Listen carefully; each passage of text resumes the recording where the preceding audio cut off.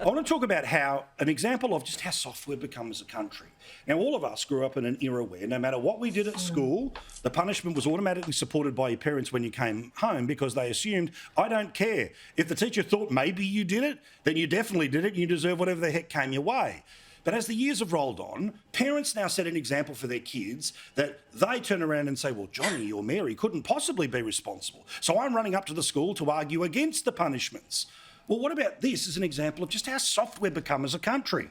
There is a joint called the Gledswood Hills Public School where it was 1:30 in the afternoon last Friday and the bathrooms had been vandalised again. Hardware had been ripped off the walls and pelted with wet toilet paper. We've all seen this at some point in time, or maybe we've even done it. That's my house. Yeah, at the schools. Well, staff of the schools told the students they're going to spend much of their break being lectured to about vandalism, which basically meant all the kids at once were told, hey, sit here, you're not going to have fun, you're all going to learn about it, stop it, knock this crap off.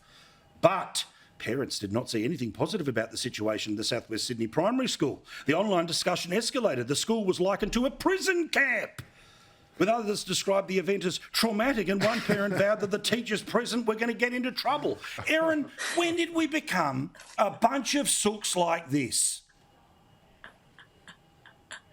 Oh, this is so embarrassing. And let me just clarify, I'm so glad that Bronwyn quit at 34 because I've done one thing in my life better than her. I stopped at 25. I smoked for about 5 years. And I remember when we lived at the Enoggera Army Barracks when Dad was, I think he was the brigadier there, and he caught me in my bedroom. And I tell you what, the punishment would not be acceptable today, and he would not have bloody complained about it either like these parents. The kids were literally sat in a school hall for 30 minutes. They were then allowed to go out and eat their lunch.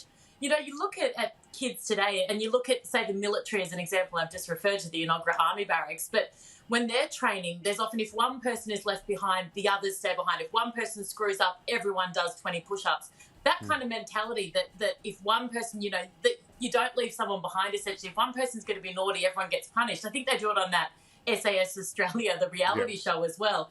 There's nothing wrong with getting kids in a room for 30 minutes and telling them not to vandalise the bathrooms. If parents are worried about that, then God bless them. What lucky, privileged existences they have, because that is embarrassing.